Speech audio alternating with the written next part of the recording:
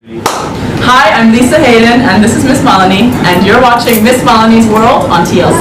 That's right. You've been associated with Mintra for a while, and you did this really adorable ad where you had like really fun, like every time you took an outfit off, it was a new. Where I was stripping.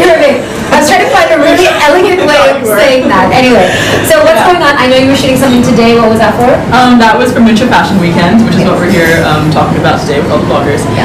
And it was just sort of like, a MFWknd campaign, different looks and different things that people can look forward to, and sort of like a mood board of what's going to go on, the style hub and the beauty hub, and all the different things that people can do when they're at Fashion Week. We actually went to Mintra Fashion Week. I'm wearing Dressberry. They have such cool I love clothes them now. Yeah. So tell me a little bit about your association with Mintra. You've been working with them for a while now, since 2014. I have. So I started a clothing label, as you know, with our friends that are now in New York. And then that got bought over by Mintra, so I kind of got a little inroad into Mintra via there.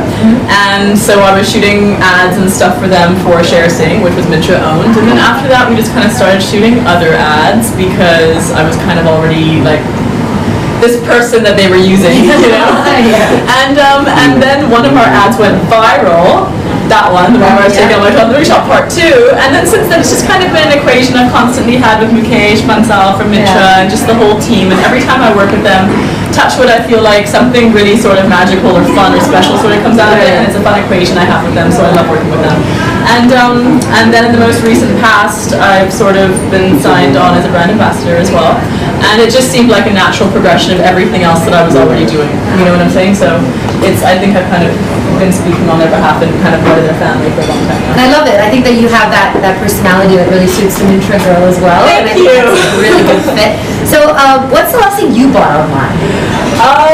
Good question. I think the last thing I bought online would have been ballet flats. And I bought a couple things off Dressberry as well. They've got really cute stuff. They have very cute stuff, and they have a lot of nice black and white monochrome. They did. Mintra actually offered me, they offered me a few different things at one point, and it was like, you can either do this, or you can be the face of Dressberry, or you can do this. What do you want to do? Pick one. And you're like, yeah, exactly. I was like, I think I want to do everything, and I was like, oh, okay, gotta pick. Then I just chose Mintra. And you've actually been doing amazing things. So obviously you've been modeling for a long time, and everybody loves you, Queen. I saw that. And it was so cute, and it was kind of like unexpected, right? To see you suddenly doing like a big Bollywood film. So how did that come about? Well, it came, I think that, some of the most amazing sort of things come in really uncertain looking or just, small packages. And when that film came along, the thing that made me want to take it was like Vijayalakshmi's first scene when she comes out and she's like saying all these profanities about, wow, that's what we think. And I thought, damn, like this girl is so like authentic. And I mean, it came to me because Vikas Bell showed enough faith in me to take me for that role and to see that I would be able to pull it off. And he really didn't need to do that at that point in time. And I think that was an act of trust and an act of faith. And that's how it came about. And then I read the script, and I mean, the character was not, she was small, but she was so powerful that I thought, this chick, I just related to her in so many ways as well. And she's like the friend you want to make when you end up alone in Europe somehow. Yeah. But so what was it like with coming out? Because it looks like, especially the chemistry when you guys are when she's having her like drunken moment and you're taking her out.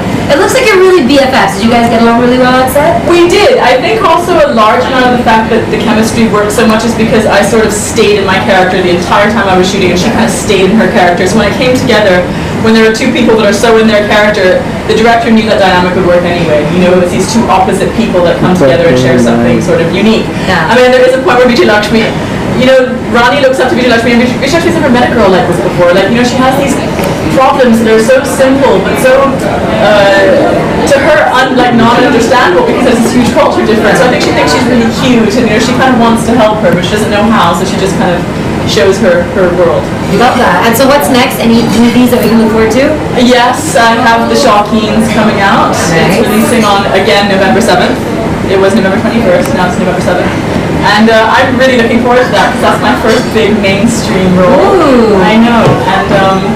And I've worked with like really cool actors, and to be honest with you, on this set I felt like I really made family, and it's such an unlikely cast. Like these three, Anupam Kher, Anu Kapoor, and Piyush Pai, and then myself. But I ended up having a really cool relationship with each one of them, and some of them became like, you know, my dad, and the other one was like giving life advice, and it was so nice for a change to be on set with people that weren't necessarily my contemporaries, but I felt like this little girl amongst all these, you know, that's awesome. mature people. There's a lot of little girls, young girls, a lot of young girls out there who are looking up to you for life advice. So some life advice for the miniature girl, something all girls should keep in mind. Oh, wow, that's such a broad thing. Narrow it down. Okay, narrow it down. Let's give them boy advice. Come on, all girls like boy advice. Boy advice? Relationship advice for somebody who's just been dumped, or a guy who's just not treating you right. Okay, I'll tell you. Okay, I'll just dumb it down. The first thing that came to my mind was maybe like just don't so stupid. No, come on. Let's be real. Let's be honest with the girls. Like, they need some help. I'll tell you what my game is. This is my game. My game is to have no game. Ah. Yeah, that's my game. That's very interesting. Okay. Should I expound? Yes, please expound. Okay, like my sister always tells me, like, when I meet a guy that I like, I just like him, and I put all my cards on the table. Yeah. And that kind of almost disarms people in a way where you have nothing to lose anyway, because you went out there like you have nothing to lose. Right. Does that make sense? It does make sense, but what about, because everyone always says that if you like a guy, you have to play hard to get so he likes you back. That's such rubbish. Like, really? Yes, because I think the fact, look, if you go out there with an open heart, being completely yourself, and you have nothing to lose anyway, because you'll just end up back at square one, I don't know, I actually find that you take your power back by doing that. Does that make sense? That makes a lot of sense. You know what I mean? A new life strategy, ladies. Yeah. Anyway, Put it out there. Tell someone you really like them. It's like, it's fails. I can't say that. Yeah, it's fail safe. It works every time. That is amazing. I didn't know that. Thank you, Lisa. That is super. That was like a gem of advice there. And it's not even like I'm going out there going, I want you. But it's just more like I like you. Just have fun. You know what I'm saying? Like, don't go with an agenda. Like, if you're playing hard to get, you're already over. Because you're on the agenda. You're already on the back foot. You're on the back foot. You got to play hard to get.